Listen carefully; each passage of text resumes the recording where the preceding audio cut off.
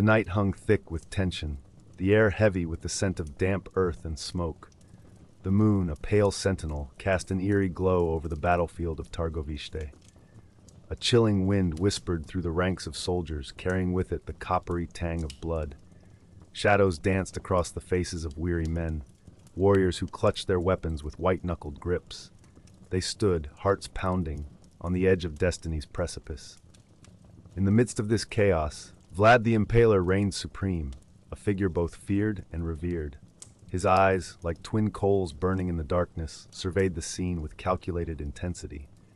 Clad in armor that gleamed like the scales of a dragon, he was a living legend made flesh, commanding an army with the sheer force of his presence. His voice, when it came, was a low rumble that rolled across the field like distant thunder. "Hold the line," he commanded, his words an iron promise in the night. The soldiers obeyed, drawing strength from his unwavering resolve. The Ottomans, vast and relentless, surged forward like a tide determined to swallow them whole. Yet Vlad remained unyielding, a rock amidst the storm, his mind a whirlwind of strategies and defiance. As the battle raged, the ground trembled beneath the clash of steel and the cries of the fallen. Fire lit the sky, casting flickering shadows on the charred remnants of a once vibrant land. The earth drank deeply of the blood of men, a grim testament to the ferocity of the struggle. And then, without warning, the tide began to turn. An arrow, swift and silent, found its mark, piercing through the chaos to strike Vlad's side.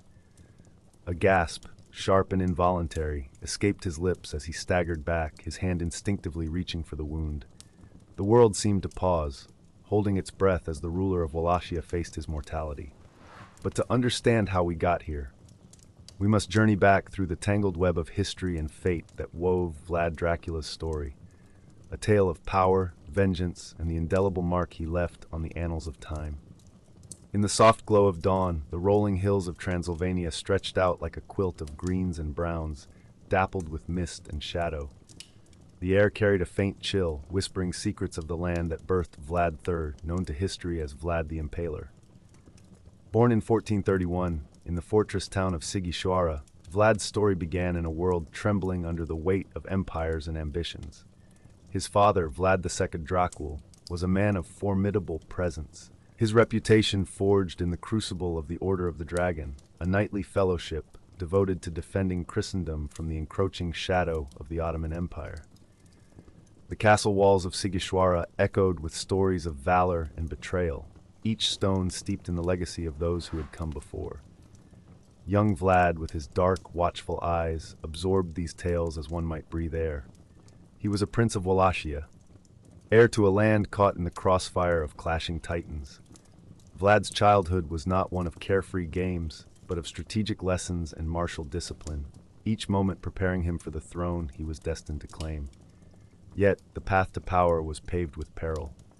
In 1442, when Vlad was scarcely a boy of 11, he and his younger brother Radu became hostages of the Ottoman court, a political maneuver orchestrated by their father to secure an uneasy peace. The Ottoman Empire, vast and relentless, had its eyes fixed on Europe, and Wallachia was a chess piece in a much grander game. In the bustling city of Edirne, the young princes were immersed in a world of opulence and intrigue, the air thick with the scent of exotic spices and the murmur of foreign tongues. In this foreign court, Vlad learned much. He studied the arts of war and diplomacy under the watchful gaze of Sultan Murad II. Yet, it was here too that he tasted the bitterness of captivity, his heart hardening against those who held him in golden chains. The lessons of Edirne were etched into his soul, teaching him that power was a language understood by all, transcending borders and allegiances. Years passed, and the political tides shifted like the restless Black Sea. In 1447, Vlad's father was assassinated, his throat slit by rival factions within Wallachia, and his elder brother, Mircea, was buried alive. The news reached Vlad like a thunderclap, his childhood torn asunder by treachery. With his father dead and Wallachia in turmoil, Vlad's mind was set on a singular goal, reclaiming his birthright. The journey from captive prince to ruler was fraught with danger, yet Vlad was undeterred. His resolve was forged in the fires of loss and the icy corridors of the Ottoman court. By 1448, Vlad saw his first taste of power. Briefly seizing the throne of Wallachia, he ruled for a fleeting moment before being ousted by rival claimants. The throne, like a fickle mistress, eluded him, but Vlad was patient. He bided his time, weaving alliances and readying himself for the battles to come. His second reign began in 1456, and it was then that Vlad Dracula, as he was often called, the son of the dragon, truly came into his own. Vlad's return to Wallachia was marked by a campaign of ferocity, his methods as sharp and unyielding as the mountains that cradled his homeland. The land reeked of fear and defiance, and the roads leading to Târgovişte were lined with the impaled bodies of his enemies, their lifeless eyes a testament to his unyielding rule. This gruesome method of execution, though horrifying, was a message, a declaration that order would be maintained at any cost. Vlad's rule was one of iron and blood, his justice swift and merciless. In the heart of Wallachia, amidst the forests and rivers that sang of ancient times, Vlad carved out a legacy that would endure beyond his years. His story was one of survival and supremacy, a tale of a prince who became a king, not by divine right, but by the force of his indomitable will. The people of Wallachia, caught between the Ottomans and their own noble factions, saw in Vlad a protector, albeit a fearsome one. His battles against the Ottomans, particularly the legendary night attack at Târgovişte, became the stuff of legend, celebrated in song and story long after his death. Yet, as with all tales of power, there were shadows that lingered long after the sun had set. Vlad's name, synonymous with terror and strength, spread across Europe, carried on the winds of rumor and the pens of chroniclers. His actions, both real and imagined, painted a portrait of a man as much myth as he was flesh. As stories of his deeds spread, they transformed, growing larger and more fantastical, until Vlad the human was eclipsed by Vlad the legend. In the quiet moments of night, when the world was still and the darkness thick, the echoes of Vlad's reign whispered in the ears of those who dared to listen. His life, a tapestry woven with threads of ambition, vengeance, and survival, was a testament to the complexities of human nature. Vlad the Impaler, a name that would inspire fear and fascination long after his bones had turned to dust, left behind a legacy that defied time.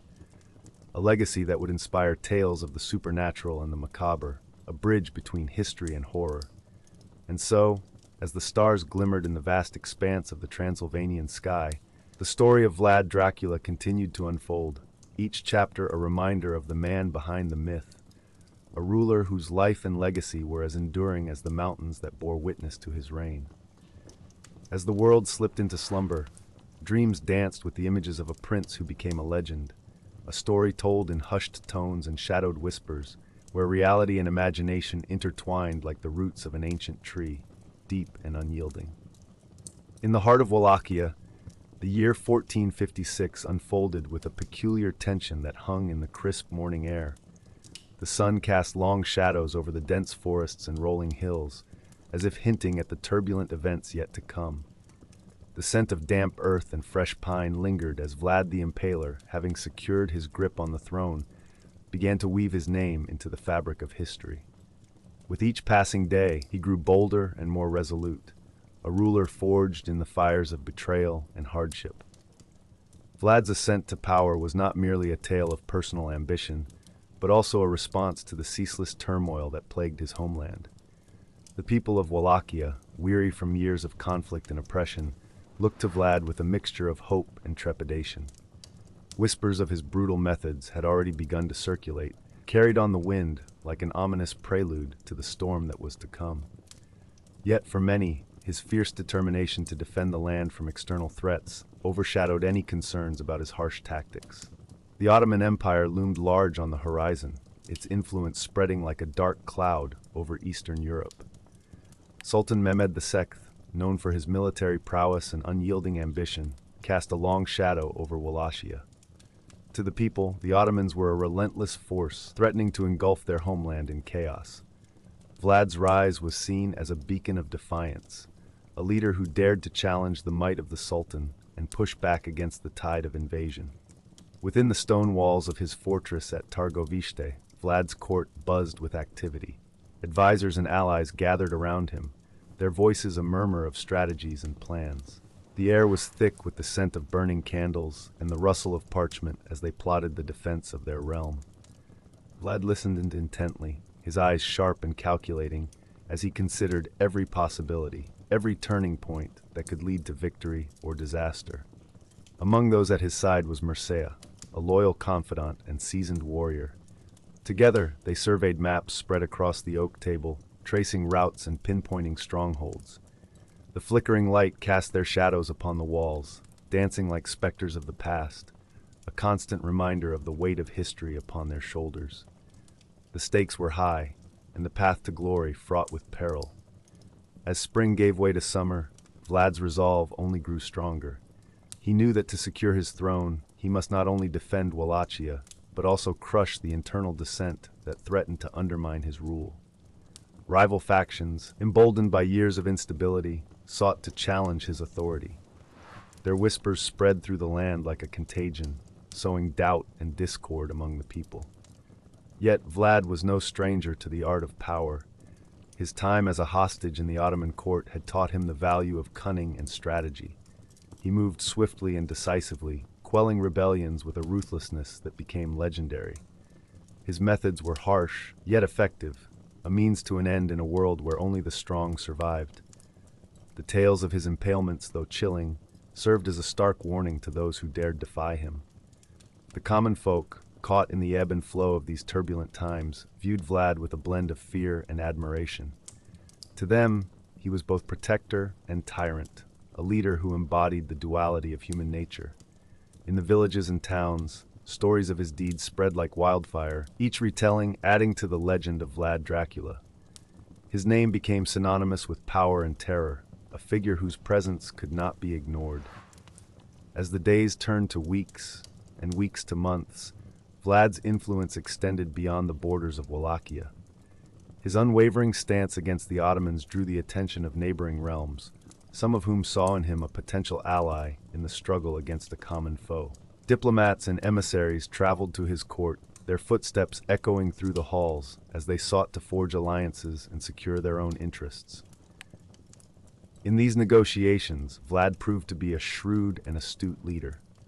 He navigated the intricate web of politics with a deft hand, playing one side against the other as he sought to strengthen his position. His charisma and intelligence were undeniable, his presence commanding respect even among those who distrusted his methods. With each new alliance, his power grew and Wallachia's place on the stage of history became ever more prominent. Yet, despite his growing influence, the specter of conflict was never far away. The Ottomans were relentless, their armies vast and formidable. Vlad knew that his greatest challenge lay ahead, a confrontation that would test the very limits of his leadership. As he prepared for the inevitable clash, he drew strength from the land itself, the rugged mountains and dense forests that had shaped his people for generations. In the quiet moments, away from the demands of rule, Vlad would often walk along the battlements of his fortress. The cool night air carried the scent of wildflowers and the distant call of wolves, a reminder of the untamed wilderness that surrounded him. It was in these moments that he felt the weight of history upon him, the knowledge that his actions would echo through the ages. The rise of Vlad the Impaler was a testament to the complexities of power and the indomitable spirit of a leader who refused to be cowed. His story, marked by both triumph and tragedy, was one of resilience and determination in the face of overwhelming odds. As the winds of fate continued to blow, shaping the destiny of Wallachia and its people, Vlad stood firm, a solitary figure against the tide of history. And so, as the final days of summer faded into the golden hues of autumn, the stage was set for the next chapter in Vlad's epic tale. The land waited, holding its breath, as the echoes of past battles mingled with the promise of future glory. In the heart of Wallachia, under the watchful gaze of the Carpathian Mountains, the story of Vlad Dracula continued to unfold, a saga of power, legacy, and the eternal struggle between darkness and light. It was the spring of 1462, and the air was thick with the scent of impending war. In the heart of Wallachia, the fortress of Târgovişte stood resolute, its stone walls whispering tales of past conflicts. The land was dotted with wildflowers, their vibrant colors a stark contrast to the dark clouds gathering on the horizon. The Ottomans were advancing, their presence a shadow looming over the valleys and hills. Sultan Mehmed II, the conqueror of Constantinople, set his sights on Wallachia, determined to bring Vlad the Impaler to heel. Vlad knew the risks, yet stood unyielding against the tide. The stakes were higher than ever. This was not merely a clash of armies, it was a collision of worlds, ideologies, and destinies. The night before the decisive confrontation, a chill wind swept through the camp, rustling the tents and extinguishing candles. Soldiers sharpened their swords in silence, their faces illuminated by the flickering light of campfires, their thoughts heavy with the knowledge of what lay ahead. On the morning of June 17, 1462, the sun rose slowly, casting long shadows over the battlefield. Vlad, clad in his armor, surveyed his troops. Each man, a thread in the tapestry of his reign, carried the weight of Wallachia's future on his shoulders. The sound of hooves on the hard earth echoed through the ranks as Vlad rode along the lines, his presence a pillar of strength amidst the uncertainty. His horse snorted, nostrils flaring, as if aware of the role it would play in the day's events. As the Ottomans approached, the air became tense, almost electric. The scent of sweat and leather mingled with the earthy aroma of freshly turned soil. The clash of steel soon shattered the morning calm, a symphony of war that reverberated across the land. Bodies moved in a gruesome dance, swords slicing through the air, arrows raining down like a deadly storm. The cries of the wounded pierced the cacophony, a haunting chorus that spoke of sacrifice and valor. Vlad fought with a fervor born of desperation and resolve. His sword was an extension of his will, cutting through the enemy ranks with ruthless precision. But as the battle raged, it became clear that the Ottomans were too many.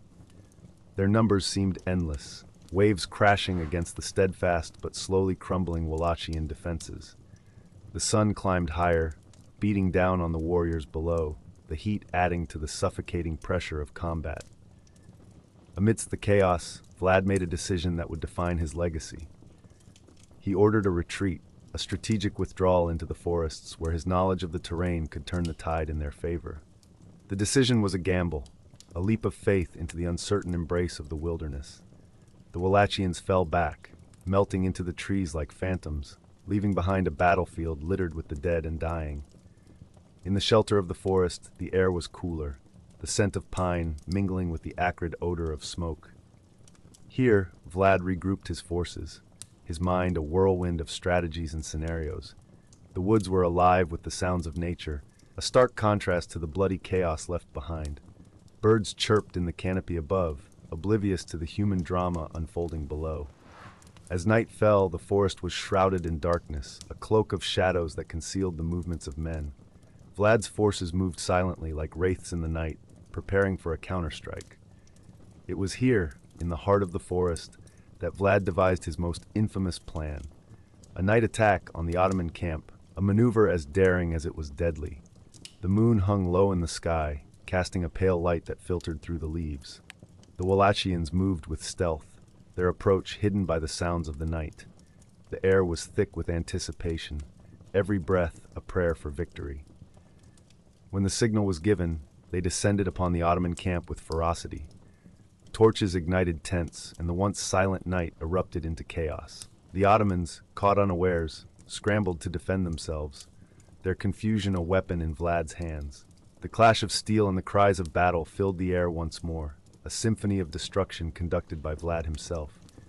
The scent of burning wood and flesh permeated the night, a grim reminder of the cost of war. For hours the battle raged, the forest a theater of blood and fire. Vlad fought with the strength of 10 men, his presence a beacon of defiance amidst the inferno. But even as the Ottomans fled, their ranks broken, Vlad knew the victory was temporary. The human cost had been immense. The forest floor was littered with the bodies of Wallachians and Ottomans alike, their lifeblood soaking into the earth, a silent testament to the brutality of the conflict. As dawn broke, the fires smoldered, casting a ghostly pall over the scene. The survivors emerged from the shadows, their faces etched with exhaustion and grief. The cost of this crisis was evident in every weary step, every haunted glance. Vlad stood among them, his armor battered and bloodied, yet his spirit unbroken. His gaze swept over the battlefield, the weight of his decisions pressing heavily upon him. In this moment of crisis, Vlad the Impaler had revealed the depths of his resolve, his willingness to sacrifice all for the land he called home. The forest whispered secrets of ancient times, its trees silent witnesses to the unfolding drama. For Vlad, this battle was but another chapter in a life defined by conflict and legacy, a narrative that would echo through the ages, shaping the myths and legends of a world where the line between hero and monster blurred into shadow.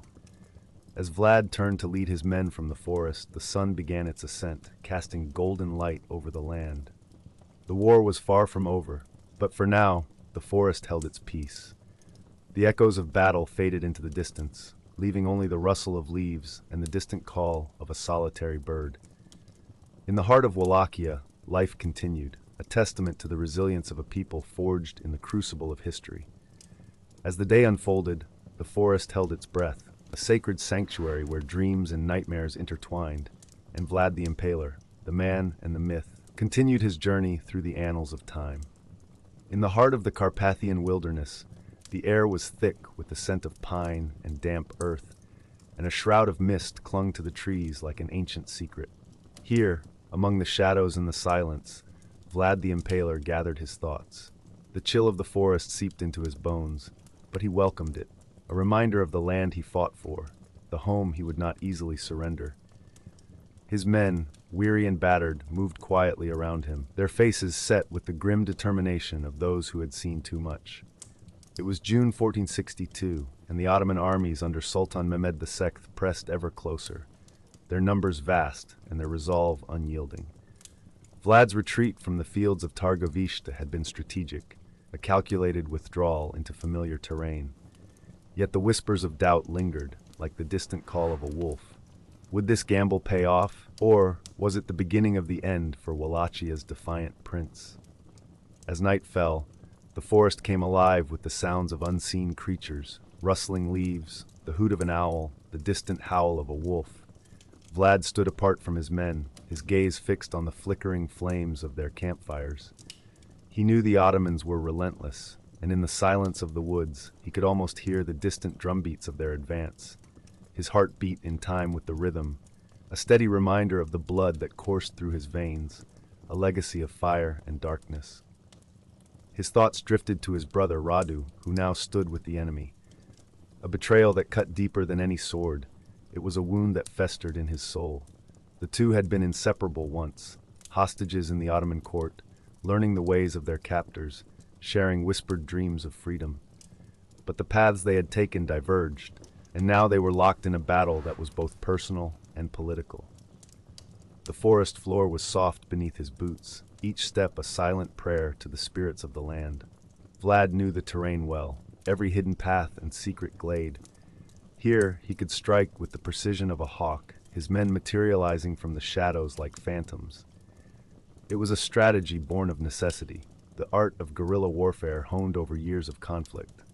The Ottomans might be numerous, but they were strangers in this land, unwelcome guests in a house of whispers and shadows.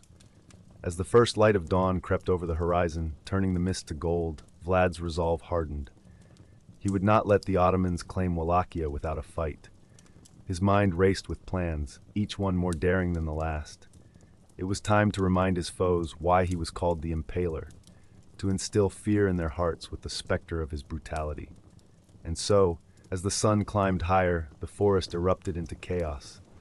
Vlad's men struck with deadly precision, emerging from the trees like wraiths, their cries echoing through the morning air.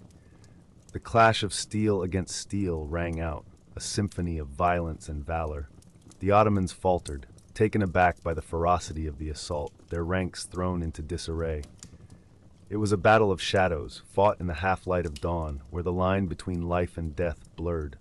In the midst of the fray, Vlad was a force of nature, his blade an extension of his will. He moved with a grace that belied his reputation, each swing calculated, each strike deliberate. The ground beneath his feet was slick with dew and blood, the air filled with the metallic tang of fear and sweat. He fought not just for himself, but for the land and its people, those who looked to him as their protector, their last line of defense against the encroaching tide. But as the sun climbed higher, its light revealing the full scope of the battlefield, the tide began to turn. The Ottomans, bolstered by sheer numbers and the relentless drive of their leaders, began to push back. Vlad's men, though fierce and determined, could not hold the line forever. The realization was like a dagger to his heart, yet he fought on, each breath a testament to his indomitable spirit. And then, amidst the chaos, it happened, a moment of clarity in the maelstrom of war. An Ottoman soldier, face obscured by the dust of battle, lunged forward, his spear aimed true. Vlad felt the impact, a jolt that reverberated through his body, and time seemed to slow. The world around him faded, the sounds of battle a distant echo as he staggered backward, the pain sharp and unrelenting. For a moment he faltered, the weight of his mortality pressing down on him like a shroud. Yet even as the darkness threatened to claim him, a spark of defiance flared within his chest. He would not fall easily, not while there was still breath in his body, not while the fate of Wallachia hung in the balance. With a roar, he rallied his men, his voice cutting through the din like a beacon. They surged forward, inspired by their leader's tenacity, their own fears forgotten in the heat of battle. The forest echoed with the sounds of their defiance, the clash of steel and the cries of the wounded, mingling with the rustle of leaves and the call of distant birds. And though the day was lost, the battle over, Vlad's spirit remained unbroken. As the sun dipped below the horizon, casting long shadows across the blood-stained earth, he knew that this was not the end. His legacy would endure, a story woven into the very fabric of the land, a tale of courage and brutality, of honor and horror. The forest grew quiet once more, the echoes of the battle fading into the night. Vlad lay in the darkness, the stars above a silent witness to his struggle. He closed his eyes, the pain a constant companion, but his mind already turning to the future. He had lost a battle, but the war raged on, a war not just for land, but for the soul of a people. His story was far from over, and as sleep claimed him, he dreamed not of defeat, but of a world reborn from the ashes of conflict. In the quiet of the night, the world shifted, and the echoes of Vlad's defiance lingered in the air, a whisper of what was, and what might yet be. The sun rose slowly over the blood-soaked fields, casting long shadows through the morning mist that clung to the earth like a shroud. The scent of damp earth mingled with the metallic tang of spilled blood, a poignant reminder of the fierce struggle that had unfolded here. Silence reigned for a moment, broken only by the distant call of a solitary crow, its mournful cry echoing across the desolation. The battlefield was a grim tableau, a stark testament to the ferocity of Vlad's resistance against the advancing Ottoman forces. In the aftermath of the dawn attack, the ground was littered with the scattered remnants of a once formidable army. The bodies of the fallen lay where they had fallen, their lifeless forms a testament to the brutal clash of steel and will. Among them, the survivors moved like shadows, their expressions etched with the pain of loss and the weight of what they had endured. The air was heavy with the acrid smell of smoke and the faint, lingering scent of burned flesh, a haunting reminder of the fires that had raged during the chaos of battle. Vlad's men, those who had survived the harrowing night, worked silently to gather their dead, their hearts heavy with grief and exhaustion. They moved with a quiet reverence, their faces drawn and weary, as they laid their comrades to rest in shallow graves dug hastily into the soft earth. It was a moment of solemnity, a time to honor those who had given their lives in defense of their homeland. The chill of the morning air bit at their skin, a stark contrast to the warmth of the rising sun that now bathed the land in a pale, golden light. Yet amidst the ruins and the mourning, there was a flicker of resilience, a testament to the indomitable spirit that had driven them to fight against overwhelming odds. The landscape bore the scars of their struggle, but it also held the promise of renewal, a chance to rebuild and to heal. The fields, once vibrant with the colors of life, were now a muted tapestry of browns and grays, but beneath the surface, the seeds of hope lay dormant, waiting for the touch of spring to coax them into bloom. In the weeks that followed, the people of Wallachia began the arduous task of rebuilding their shattered world. Villages that had been ravaged by the tides of war slowly came back to life, their inhabitants returning to the rhythms of daily existence. The clatter of hammers and the creak of wooden beams heralded the reconstruction of homes and hearths, a testament to the resilience of a people determined to reclaim what had been lost. The scent of fresh-cut timber mingled with the sweet aroma of newly turned soil, a reminder that life, though fragile, was also tenacious. Amidst this renewal, the specter of loss lingered, a shadow that refused to be banished by the light of day. Families gathered to mourn the absence of loved ones, their hearts heavy with the weight of sorrow. In the quiet of the evening, when the world was cloaked in darkness and the stars shone like distant beacons in the velvet sky, the air was filled with the soft murmur of prayers, a chorus of voices lifted in remembrance and in hope. Vlad himself, now a figure of legend and lore, was absent from these scenes of revival. His fate remained a mystery, his name spoken in hushed tones as the people speculated about his return or his demise. Yet his legacy endured, woven into the fabric of their collective memory, a symbol of defiance and determination in the face of overwhelming odds. The tales of his valor and his ruthlessness were recounted by firelight, his deeds immortalized in songs and stories that would echo through the generations. As the seasons turned and the land began to heal, the people of Wallachia found strength in unity, drawing together to forge a future from the ashes of their past. The fields, once barren and scarred, blossomed with new life, their vibrant hues a testament to the enduring power of renewal. The air, once heavy with the stench of death, was now filled with the sweet fragrance of blossoming flowers and the gentle hum of bees, a symphony of life that spoke of hope and the promise of tomorrow. In the quiet of the night, as the world lay still beneath a canopy of stars, the whisper of the wind carried the echoes of the past, weaving them into the present with a gentle grace. The people lay in their beds, eyes closed, their minds drifting on the currents of memory and dreams. The stories of Vlad the Impaler, of his courage and his cruelty, were tucked away in the corners of their minds, a part of the tapestry of their history, a reminder of a time when fear and defiance had walked hand in hand. And so, as the night deepened and the world slipped into slumber, the legacy of Vlad lived on, a spectral presence that lingered in the shadows and the light, a testament to the complexities of power and the enduring spirit of a people who had faced the darkness and emerged on the other side, stronger and more resilient than before. The land, once torn apart by conflict, now lay peaceful and still, cradled in the embrace of the night, a promise of renewal and of life, ever unfolding in the quiet moments between dreams and dawn. As the moon cast its silvery glow over the Carpathian wilderness, the echoes of battle began to fade into the annals of history. Vlad the Impaler, the fearsome ruler of Wallachia, became more than a man. He transformed into a legend. Stories of his deeds spread like wildfire, carried on the lips of traders and travelers, whispered in the shadows of taverns and courts alike. His name, synonymous with terror and resilience, etched itself into the collective memory of Europe. In the years that followed his death in 1476, the tales of Vlad Dracula, Dracula, son of the dragon, took on a life of their own. They grew in the telling, embroidered with each retelling, until the truth was intertwined with myth. The very air in Transylvania seemed to shiver with his presence.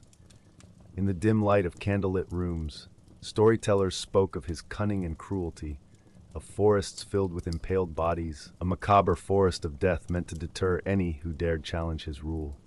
The rustle of leaves, the creak of timber in the wind, evoked memories of those dark tales, an eerie symphony of fear.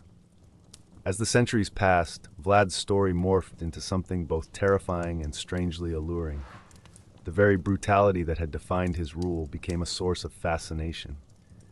In the courts of Europe, where political intrigue and betrayal were common fare, Vlad's ruthless methods were seen both as barbaric and as a necessary evil, a grim reminder of the lengths to which a ruler must sometimes go to protect his realm. The blood-soaked soil of Wallachia bore witness to his relentless fight against the Ottoman Empire and his fierce determination to defend his homeland against overwhelming odds. Yet, with time, the details of his life began to blur. They were overshadowed by the mythos that enveloped him. Bram Stoker, in the late 19th century, seized upon the figure of Vlad Dracula to craft his iconic vampire tale. The fictional Count Dracula, with his thirst for blood and eternal life, was born from the mists of history, a shadowy reflection of the real Vlad. The chill of the night air, the scent of damp earth, and the distant howl of wolves, the atmosphere of Stoker's novel, were imbued with the essence of the Carpathian nights Vlad once roamed. In creating Count Dracula, Stoker forever linked the real Vlad with the supernatural, casting a long shadow over his legacy. The legend of the vampire, an immortal predator, captivated imaginations worldwide, distancing Vlad from the flesh and blood man he once was. The boundaries between history and fiction blurred, leaving an indelible mark on popular culture. The Count became a figure of horror and intrigue, a symbol of the unknown and the forbidden, while the true history of Vlad the Impaler receded into the background, like the fading embers of a once roaring fire. But in Romania, Vlad III remained a national hero, a defender of the faith, a warrior who stood against the tide of Ottoman expansion. His legacy, though complex, was celebrated as a testament to the resilience and strength of the Romanian people. In the narrow streets of Sighişoara, where the smell of wood smoke mingled with the crisp mountain air, and in the fortified churches of Transylvania, his memory endured. The Romanians honored him not as a monster, but as a leader who had fought fiercely for their freedom. The cultural impact of Vlad's story extended beyond literature and into the realm of identity and heritage. For many, he symbolized the struggle for autonomy and the right to self-determination. His story became a mirror, reflecting the struggles of an entire region, capturing the essence of a time when borders were fluid and power was won through strength and cunning.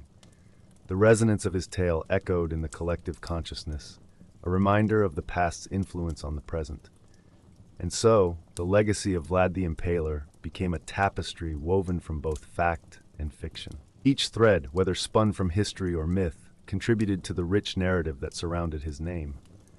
The creak of a wooden floorboard, the flicker of a candle's flame, the whisper of wind through ancient trees, all carried the weight of his story, transforming it into a living legend. In the quiet moments, as the world drifted towards slumber, the tale of Vlad Dracula continued to captivate. It served as a bedtime story for some, a cautionary tale for others. It was a reminder of the darkness that can reside within humanity and of the light that can emerge from it. The listener, nestled beneath warm blankets, felt the weight of history pressing gently upon them, a comfort, a warning, and a mystery all at once. And as the night deepened, the narrative slowed, like a river easing its flow as it nears the sea. The listener was lulled by the rhythmic cadence of the storyteller's voice, each word a soft brushstroke painting the story of Vlad the Impaler upon the canvas of their imagination.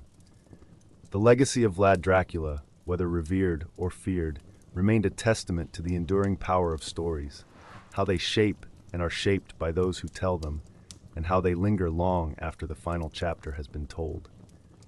In the end, the tale of Vlad the Impaler was not just a recounting of past deeds, but a meditation on the nature of legacy itself. It pondered how history is remembered, how legends are born, and how, in the quiet of the night, as sleep gently claimed the listener, the stories of the past continued to whisper their truths into the dreams of a world that never truly forgets. In the quiet embrace of night, as shadows lengthen and the world drifts into slumber, we find ourselves pondering the intricate tapestry of Vlad the Impaler's life.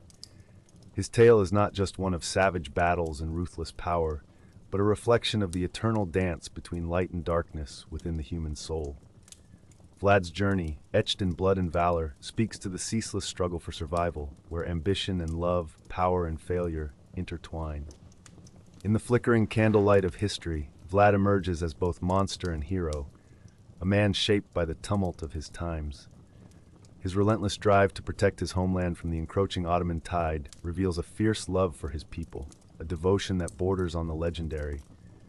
Yet, beneath the armor of a warrior, one glimpses the fragile heart of a man who knew betrayal and loss, who wielded fear as both weapon and shield.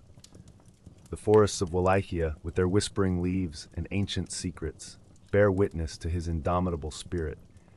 Here, amid the murmurs of the Carpathians, we sense the echoes of a mind forever at war, not just with enemies on the battlefield, but with the shadows within. Vlad's story, steeped in the earthy scent of history, teaches us of the perilous edge where survival meets savagery, where the quest for power can consume even the noblest intentions. As we close our eyes, the tale of Vlad the Impaler, woven with threads of ambition and resilience, reminds us of the dualities that dwell within us all. It is a story to carry gently into the realm of dreams, a reminder that even in the darkest of nights, the human spirit can still find its way to the dawn. Let this whisper of history cradle you into sleep, where legends breathe softly and the past lulls the present into peaceful repose.